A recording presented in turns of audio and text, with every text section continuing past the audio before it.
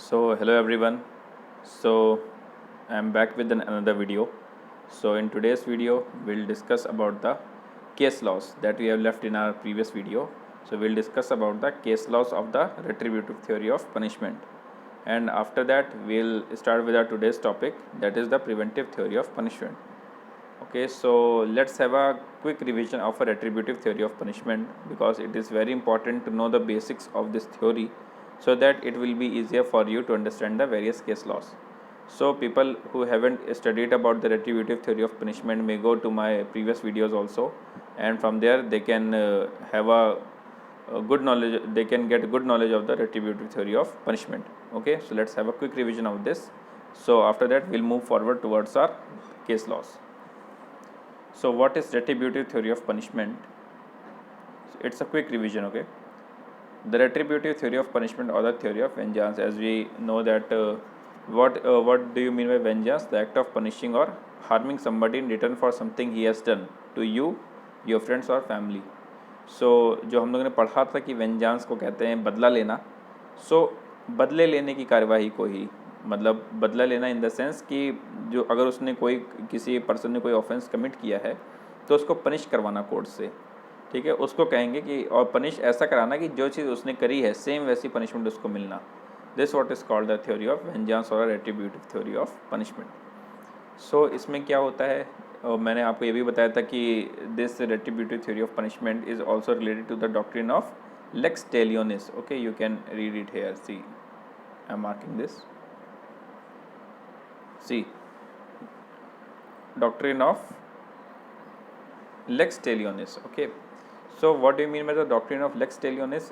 If we translate it in the English, we will understand that it means an eye for an eye and a tooth for a tooth. कि अगर किसी ने आपका अगर आँख फोड़ी तो उसको भी वही पनिशमेंट देनी चाहिए, उसकी भी आँख फोड़ देनी चाहिए, या किसी ने दांत तोड़ दिया या हाथ काट दिया, ऐसा कुछ भी हो, मतलब उसको उस लेवल की पनिशमेंट मिलनी चाहिए.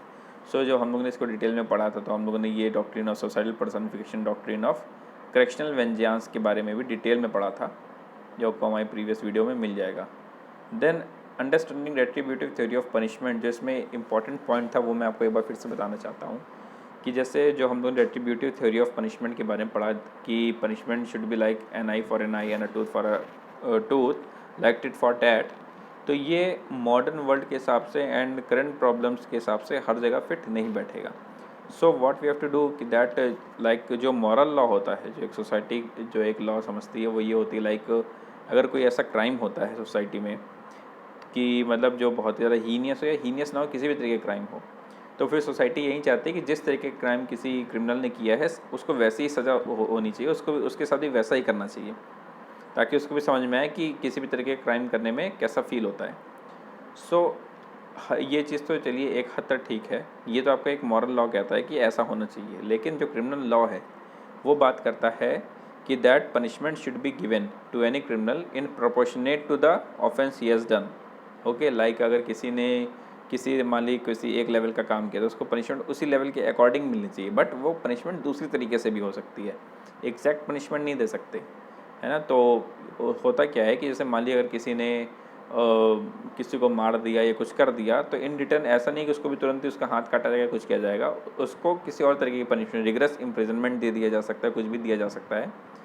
सो उससे क्या होता है कि वो मतलब सेम वैसी पनिशमेंट उसको नहीं दी जाएगी कि उसका भी हाथ पैर काटा जाएगा, कुछ किया जाएगा, बट उसके प्रोपोर्शनेट में उसको वैसे दे दी जाती है पनिशमेंट, जिससे वो भी मतलब मेंटली टॉर्चर्ड फील करता है या परेशान होता है, ब्लेमिश हो जाता है, दाग लग जाता है उसके कैरेक्टर पे, तो ये सब चीज़ें उसके साथ भी हो जाती है. सो जो इसके बारे में हम लोगों ने देखिए डिस्कस भी किया था, ये था एग्जाम्पल देखिए कि if a person rape someone, okay, capital punishment में भी गिवन एज अ रेट्रिब्यूटिव मेजर. सब कहेंगे कि इसको फांसी की सज़ा दे दो या कुछ भी कर दो. हाँ, ये कैपिटल ये तो होता है क्रिमिनल लॉ जो कहता है. लेकिन if we literally give the person back what he did, है ना, as it is given in the retributive theory of punishment, so that is sex, then it would be pleasurable rather than torturing for him. So वो उसके लिए एक torture नहीं, उल्टा एक pleasure ही होगा, जिसको अगर रेप जिसने किया है उसको उसका वैसी आदत हो तो. So we have to understood that retributive punishment जो है वो ऐसे वर्क नहीं करेगी जैसे कि जो पुराने तरीके से होता था, पुराने ज़माने में होता था कि हाथ काट दिया या पैर काट दिया। उसको हम लोग को अपने जो है नए हिसाब से समझना पड़ेगा, ठीक है, कि मतलब उसमें और क्या किया जा सकता है कि कैसे जो भी उसने ऑफेंस किया, जिस लेवल का ऑफेंस किया है उसकी प्रोपोर्शनेट में उसको सज़ा दे दी जाए, ठीक है। तो चलिए अब हम लोग अपने आज के जो टॉपिक है केस लॉज है, केस लॉज के बारे में डिस्कशन करते हैं, बढ़िया डिस्कशन होगा। उसके बाद अगर हम लोग को समय मिल जाता है इस वीडियो में तो हम लोग अपने प्रिवेंटिव थ्योरी ऑफ पनिशमेंट जो है उसको भी डिस्कस करेंगे डिटेल में, नहीं तो उसका एक ओवरव्यू लेकर के फिर हम लोग नेक्स्ट वीडियो में उसको डिटेल में पढ़ेंगे। सो चलिए हम लोग केस लॉस पे आते हैं। निर्भया जजमेंट जो हम लोग सबसे पहला है, जैसे आप जानते हैं कि निर्भया केस को मैं लगभग अपनी सारी थ्योरीज में डिस्कस करता चला ही आ रहा हूँ, क्योंकि निर्भया केस अब ऐसा है जो बहुत ही ज़्यादा फेमस है, सब लोग इसके बारे में, केस के बारे में जानते हैं, फैक्ट्स के बारे में जानते हैं, जजमेंट के बारे में भी काफ़ी लोग अच्छे से जानते हैं। सो इस पे बात करते हैं कि whether retributive theory of punishment can be was made in the Nirbhaya judgment, okay, that was used in the Nirbhaya judgment और नॉट। सो चलिए हम लोग इस बारे में बात करते हैं। This case is indeed the first and foremost case to be mentioned while talking about retributive justice in India, okay, आप समझ रहे होंगे। The Supreme Court sentenced 4 of the 6 felons involved in the extremely heinous Delhi gang rape case to death। देखिए आपको पता होगा कि capital punishment, okay, तभी मिलती है जब वो rarest of the rare case होता है, ये एक्सट्रीमली हीनियस क्राइम होता है अगर किसी ऑफेंडर ने किया हो।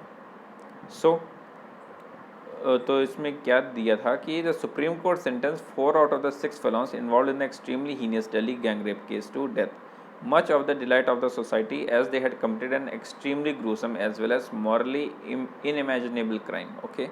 So morally the crime which they have done was morally unimaginable, कि कोई इतना भी ज़्यादा मतलब हीनियस क्राइम कर सकता है। So according to that court ने फिर उनको कैपिटल पनिशमेंट सुनाया, उनको फांसी की सज़ा हुई। सो उनको फांसी की सज़ा देना ही रेट्रीब्यूटिव थ्योरी को दिखाता है कि जब उन्होंने किसी के साथ इतना बुरा व्यवहार करके उसको जो है मौत दे दी, उसका जो है मर्डर कर दिया, तो उनके साथ भी उनको फांसी की सज़ा दे दी, जो भारत के कॉन्स्टिट्यूशन में सबसे बड़ी सज़ा है, जो कि आईपीसी में भी आप पढ़ेंगे हर जगह। जो मैंने आपको शुरू में भी पनिशमेंट्स के बारे में पढ़ाया था, जो सबसे बड़ी सज़ा होती है वो कैपिटल पनिशमेंट होती है, तो वो उनको दी गई। सो ये एक बहुत बड़ा एग्जाम्पल है रेट्रीब्यूटिव जस्टिस का इन इंडिया में, कि जो कहते हैं eye for an eye tooth for a tooth, तो उसका कैसे यूज़ होगा criminal law and moral law को साथ में लेके चलते हुए कैसे उसका यूज़ किया गया, वो इस केस में बहुत अच्छे से दिखाया गया है। अच्छा, किस केसेस में कैसा यूज़ किया था देखिए। Anwar Ahmed versus state of Uttar Pradesh का केस था। इसमें क्या हुआ था कि कोई एक अनवर जो है, इसमें जो है जो एक्यूज़ था उसको जो है 6 मंथ की इम्प्रिजनमेंट शुरू में दे दी गई थी, ओके, जब तक उसका जो है वो कोर्ट से, मतलब कोर्ट ने उसको जो है शुरू में ही उसको 6 मंथ की टर्म के लिए जेल में भेज दिया था, ओके। उसके बाद जो भी कन्विक्टेड था उसके ऊपर जैसे फिर कोर्ट ने ये बोला कि चूँकि इसको जो है 6 महीना पहले ये सज़ा काट चुका है, इसके ऊपर जो दाग लग चुका है, हर चीज़ हो चुका है, उसके क्राइम के हिसाब से, चूँकि उसका जो क्राइम था, अगर आप डिटेल में थोड़ा कहिएगा तो मैं इसके बारे में डिटेल वीडियो दे दूँगा इस केस के बारे में, क्योंकि ये केस बहुत ज़्यादा इंपॉर्टेंट नहीं है, बट रेट्रीब्यूटिव थ्योरी में मेरे को ये चीज़ मिली तो मैंने इसमें इंक्लूड किया है कि उसको, मतलब रेट्रीब्यूटिव पनिशमेंट का एक ये मतलब है आपको इस केस के थ्रू बताने का कि रेट्रीब्यूटिव पनिशमेंट देनी चाहिए किसी भी ऑफेंस के लिए, बट इतनी ज़्यादा भी नहीं देनी चाहिए कि वो डिसप्रपोर्शनेट हो जाए, ओके, जो चीज़ मैंने आपको कल भी बताई थी। सो इस केस में देखिए क्या है कि in the case the convicted had already undergone a 6 month imprisonment term before being officially convicted by the court. Court ने उसको ऑफिशियली कन्विक्ट नहीं किया था, उसके पहले उसने 6 महीने की सज़ा काट ली थी। The court held that since the convict has been convicted and also the required blemish has also been imposed upon him, okay, it was not necessary to sentence him again in the name of retributive punishment, okay, as it would inflict a big loss upon the family as well। उसने मान लीजिए जैसे किसी convict ने ऐसा कोई crime किया जिसमें उसको केवल 6 महीने की सज़ा थी या छोटी सज़ा थी, तो अगर मान लीजिए जैसे होता क्या है कि अगर वो बेलेबल है, नॉन बेलेबल ऑफेंस है, कुछ भी है, अगर उसको बेल नहीं मिले, कुछ हुआ, कोर्ट ने उसको जेल भेज दिया शुरुआती दौर में, तो वो 6 महीना तो जेल में रहा ही जब तक उसको कोर्ट ने कन्विक्ट किया, और प्लस उसके ऊपर क्या हुआ कि दाग भी लग गया कि भाई ये जेल गया है और बदनाम भी हो गया हर चीज़ हो गई। तो कोर्ट ने कहा कि और उसके बाद जब कोर्ट ने उसको फाइनली कन्विक्ट कर दिया, लेकिन कोर्ट ने ये कहा कि अब उसको रेट्रीब्यूटिव पनिशमेंट देना उचित नहीं है, क्योंकि पहले से उसने सज़ा काटी है, उसके ऊपर उसके कैरेक्टर पे दाग भी लग गया है, हर चीज़ हो गई है। सो तो यही उसके लिए जो है बहुत बड़ा लॉस है। ओके, सो तो फिर इस केस में मतलब यही था कि कोर्ट ने उसको छोड़ दिया था उस टाइम के लिए, क्योंकि उसने जो भी उसकी सज़ा थी उस लेवल की सज़ा उसको शुरू में ही मिल गई थी। अब आइए थर्ड केस पे जो बात करते हैं, ये थर्ड केस बहुत ज़्यादा इम्पॉर्टेंट है। इम्पॉर्टेंट इन द सेंस है कि ये केस आपको बहुत ज़्यादा मतलब कुछ चीज़ों को समझाएगा। आप मतलब बहुत बारीकी से इस केस पे अगर आप सोचेंगे समझेंगे तो आपको मतलब बहुत सारी चीज़ें सीखने को मिलेगी इस केस से।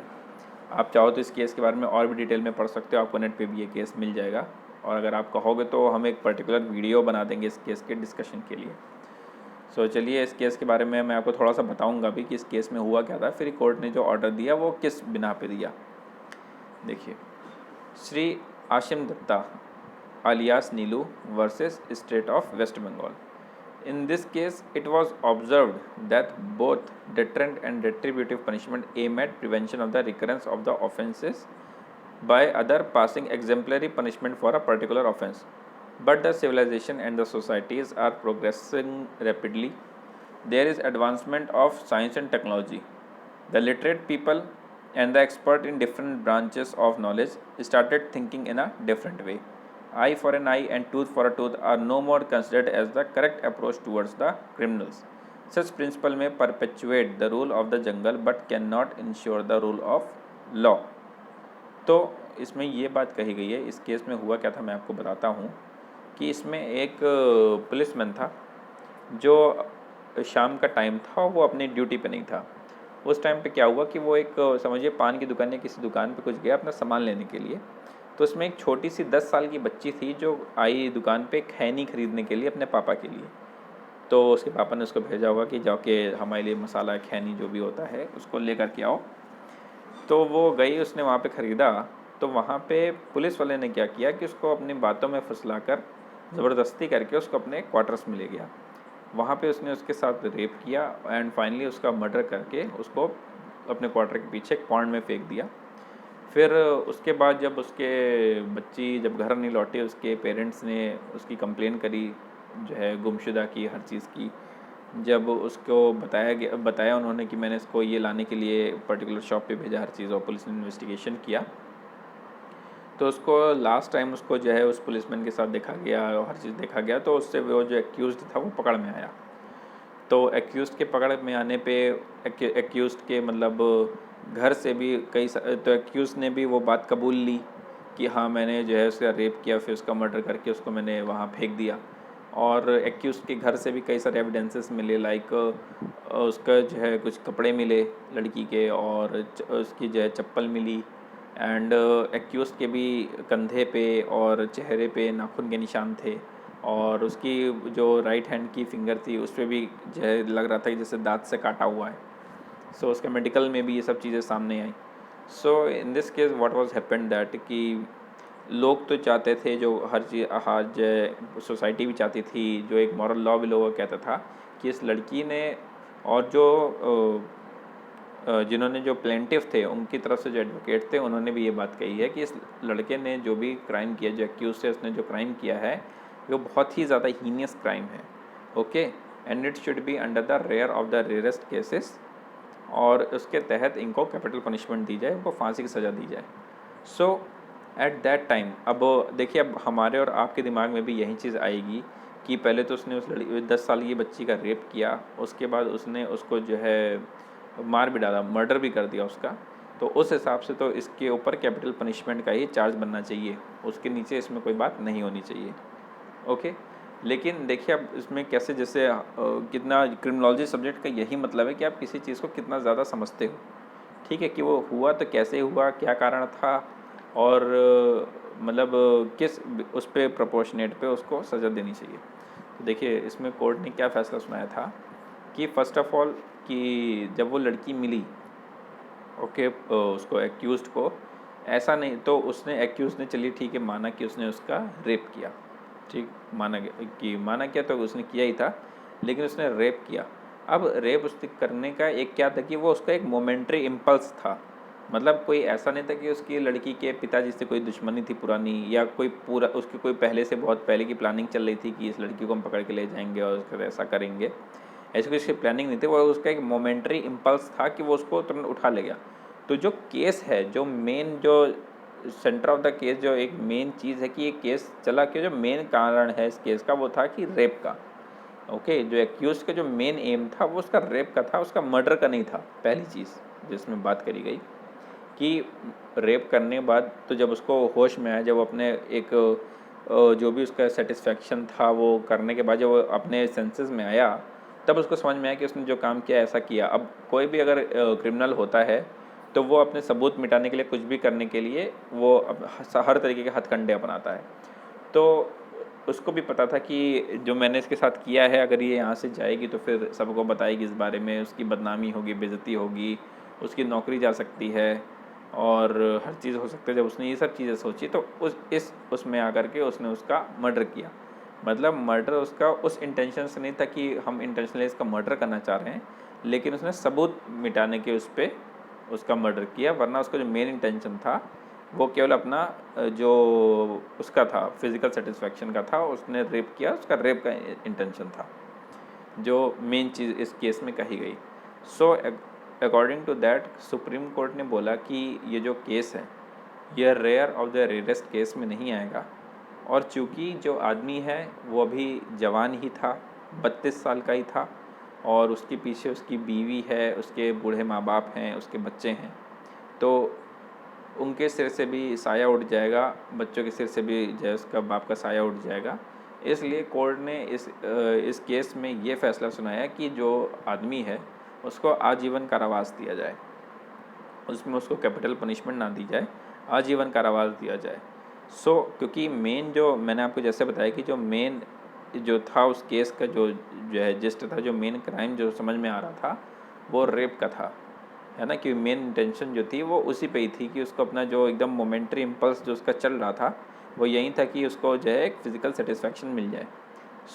तो जो उसके ऊपर चार्ज लगा था वो रेप का ज़्यादा था, और रेप के अकॉर्डिंग उसको जो सज़ा दी गई थी। Plus at the same time उसने उस लड़की की सबूत मिटाने की इंटेंशन से ही सही उसने उसकी जान ली थी, इसलिए उसको जो है इम्प्रिजनमेंट फॉर लाइफ मिल गया। इन दिस केस इससे हम लोग क्या समझ में आता है हम लोग को कि मतलब जो है जो भी रेट्रीब्यूटिव थ्योरी ऑफ पनिशमेंट है उसकी जो बात कही गई कि an eye for an eye and a tooth for a tooth, वो हर जगह पे एग्जैक्ट वैसा नहीं बैठ सकता, है ना। अब ऐसा तो नहीं कि उस आदमी कभी अब कोई रेप करे या ऐसा कुछ, ऐसा तो होगा नहीं कि उसको फिर से वही चीज़ करने का मौका मिलेगा, ऐसा तो है नहीं। तो फिर इसमें यही होता है कि जिस भी तरीके का क्राइम अगर किसी पर्सन ने किया है तो पहले तो क्राइम को समझना होता है कि वो क्राइम अगर किया गया है तो क्यों किया गया है, उसके पीछे क्या कारण था, क्या उसका इंटेंशन था, उसके बाद किस लेवल का वो क्राइम है, और according to that the punishment should be given to the accused. So this what is given in this case. So let's have a reading of this judgment. It's one paragraph of a judgment. Okay, judgment इसका बहुत बड़ा है, 2-3 page का judgement है, जिसमें ये एक paragraph है जिसमें जय कोर्ट ने ये बात कही है। तो उसके बारे में हम लोग पढ़ते हैं कि in this case it was observe that both deterrence and retributive punishment aim at prevention of the recurrence of the offense by others passing exemplary punishment for a particular offense. Okay, इसमें जो भी उसको सज़ा दी गई है जो भी है, क्योंकि लाइफ इम्प्रिजनमेंट भी अपने आप में बहुत बड़ी सज़ा है, आजीवन कारावास, तो इसमें ये देखा गया कि डेटरेंस और रेट्रीब्यूटिव पनिशमेंट जो है, ओके, जो इसमें जो दोनों का यूज़ किया गया, क्योंकि डेटरेंस एंड रेट्रीब्यूटिव पनिशमेंट का एम क्या है, एम उसका यही है कि कोई भी अगर ऑफेंस है तो उसका रिकरेंस ना हो, है ना उस क्रिमिनल के द्वारा ही हो और ना ही किसी सोसाइटी में कोई और ऐसा कोई काम करे। यही मेन मकसद होता है डिटरेंस और रेट्रीब्यूटिव थ्योरी का। Okay, but the civilization and the societies are progressing rapidly. Okay, society civilization सब जो है प्रोग्रेस कर रही है। There is advancement of science and technology, the literate people and the experts in different branch of knowledge started thinking in a different way. अब वो उस thinking से वैसा नहीं सोचते जैसे पुराने ज़माने में होता था कि आँख निकाल लेनी चाहिए और दांत उसके तोड़ देने चाहिए। अब ऐसा वो नहीं होता है। like an eye for an eye and a tooth for a tooth are no more considered as the correct approach towards the criminal. Okay, criminal के ऊपर भी एक करेक्ट अप्रोच होनी चाहिए जो आजकल का लॉ कहता है, और लॉ को हमारा हमेशा क्या होना चाहिए, स्टैटिक नहीं बल्कि डायनेमिक होनी चाहिए। ओके, मतलब वो समय के हिसाब से बदलता रहना चाहिए जो लॉ होता है, तभी वो जो है हर तरीके की कंडीशंस में और इन सब चीज़ों में एग्जिस्ट कर पाएगा लॉ। अगर लॉ को हमेशा हम लोग एकदम स्टैटिक से रखेंगे कि वो चेंज ना हो, एकदम ना हो, तो ऐसी ऐसी कंडीशंस होती हैं, ऐसे ऐसे केसेस होते हैं जो शायद उस टाइम पे लॉ बनाने के टाइम पे ना सोचे गए हों, लेकिन अब वो चीज़ें हो रही हों। So law should always be in a dynamic phase. Okay, so an eye for an eye and a tooth for a tooth and no more considered as the correct approach towards the criminal. Such principle may perpetuate the rule of the jungle but cannot ensure the rule of the law. अगर हम लोग ऐसे आँख निकाल ले और दांत निकाल ले, तो अगर ऐसे ही करते रहेंगे तो ये जो प्रिंसिपल है ये रूल ऑफ द जंगल बताता है कि ये ऐसा वहाँ पे होना चाहिए, but can not ensure the rule of the law, कि ये रूल ऑफ द लॉ नहीं है। So now let's have a quick view on the pros and cons of the retributive theory of punishment. Okay, so what are the pros? That acts as a strong deterrent.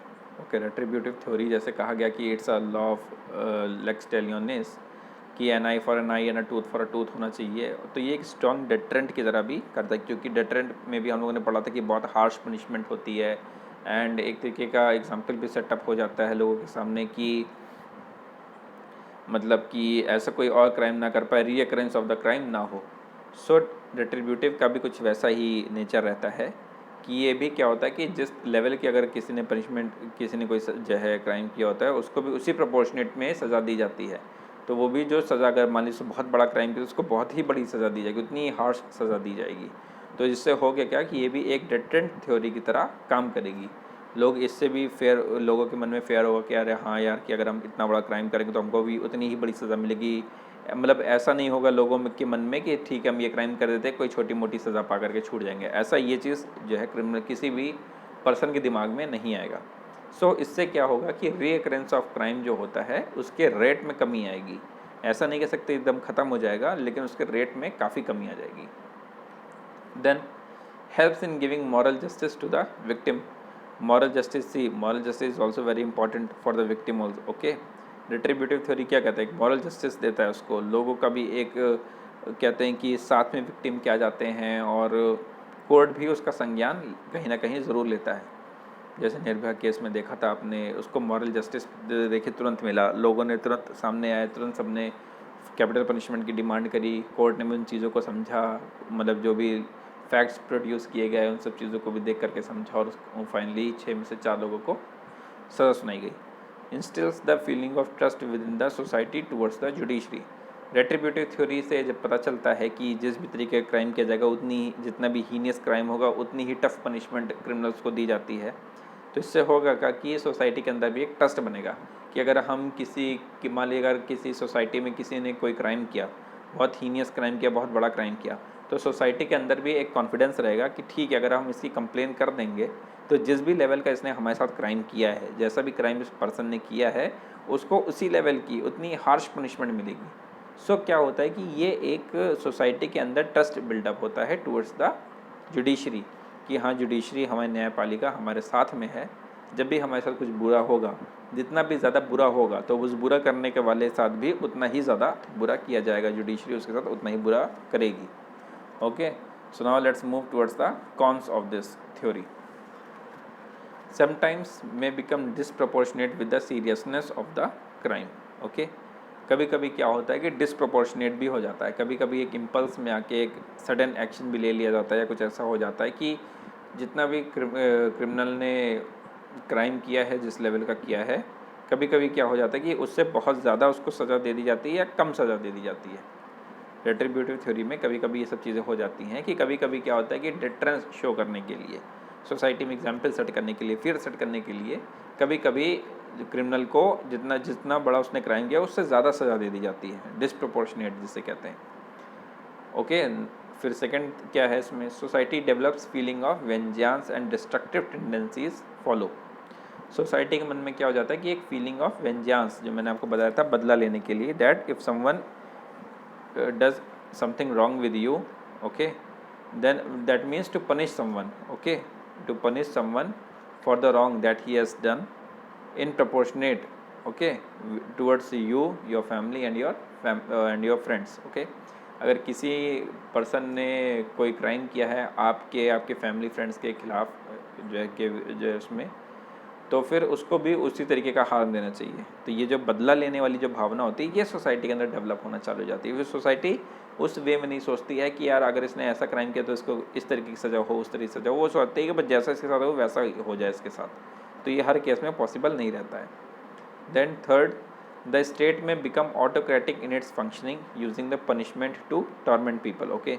इसमें क्या होता है कि state क्या होता है, कभी कभी एकदम ऑटोक्रेटिक तरीके से काम करने लग जाती है अपने फंक्शनिंग में, ओके। कि पीपल को डराने धमकाने वाला काम भी एक तरीके से हो जाता है। आदमी क्या होता है कि डरने भी लग जाता है कि अगर मैं चलो गलती से मेरे से कोई क्राइम हो गया, कोई छोटा ही क्राइम हो गया, तो ऐसा ना हो कि मेरे को बहुत ही बड़ी सज़ा दे दी जाए, है ना। इन सब चीज़ों से भी क्या होता है कि जो है आदमी डरने लगता है और स्टेट के अंदर एक ऑटोक्रेटिक टाइप की पावर भी जनरेट होने लग जाती है। सो इन चीज़ों से भी हम लोग को बचना चाहिए। Okay, now let's have a introduction for a preventive theory of punishment. ये हमारी जो रेट्रिब्यूटिव थ्योरी ऑफ पनिशमेंट है यहाँ पे ख़त्म हो गई। फिर इस वीडियो और नेक्स्ट वीडियो को मिला करके हमारा प्रिवेंटिव थ्योरी ऑफ पनिशमेंट भी ख़त्म हो जाएगा। फिर हम लोग अपने यूनिट 1 के सेकेंड पार्ट पे चलेंगे आगे से। Okay, so let's move on to the it's a reformative theory of punishment. Sorry, I have said that it's preventive theory. Okay, so what is reformative theory of punishment. Okay, ये तो एक नई चीज़ जो है, एक नया टर्म है जो जैसे लगता है कि आया हुआ है, जैसा लोगों को अभी जल्दी नहीं, कुछ लोगों को सुनने में भी आएगा, कुछ लोगों को नहीं सुनने में आएगा। चलिए मैं आपको थोड़ा सा इसके बारे में पहले डिटेल में थोड़ा एक आपको इंट्रोडक्शन आज इसके बारे में हो जाए कि रिफॉर्मेटिव थ्योरी ऑफ पनिशमेंट किसे कहते हैं। रिफॉर्मेटिव थ्योरी ऑफ पनिशमेंट होता है कि किसी को रिफॉर्म करना।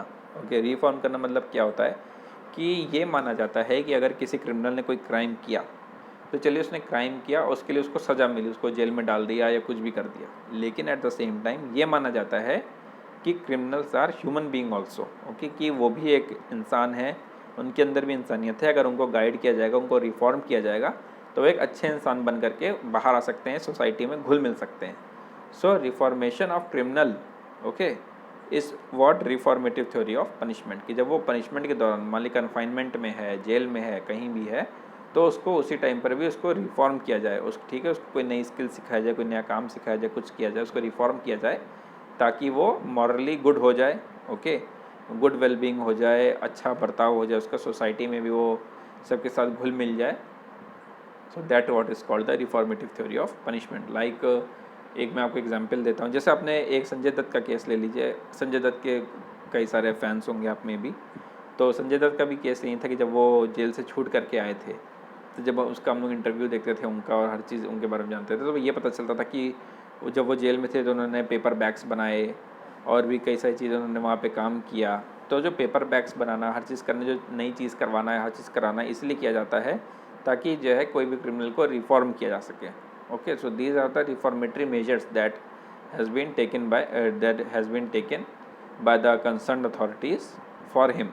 ओके, सो रिफॉर्मेटिव थ्योरी का यही मतलब होता है कि कोई भी क्रिमिनल है, आपने उसको सज़ा तो दे दी, लेकिन अगर वो बाहर आएगा, कभी छूटेगा, तो उसके अंदर वो जो कहते हैं कि एक बदला लेने वाली भावना ना हो कि मेरे को जेल में डाल दिया, ऐसा कर दिया, मैं बाहर आऊँगा तो बदला लूँगा। इसलिए उसको रिफॉर्म करना भी बहुत ज़्यादा ज़रूरी है। सो अब हम लोग नेक्स्ट वीडियो में अपने रिफॉर्मेटिव थ्योरी ऑफ पनिशमेंट के बारे में भी डिटेल में पढ़ेंगे और इसके क्या प्रोज हैं, क्या कॉन्स हैं, उसके बारे में भी जानेंगे। What is the importance of reformative theory, है ना, why it should be implemented. So all these things we will study in our next video. So that's all for today's video. Thank you and goodbye.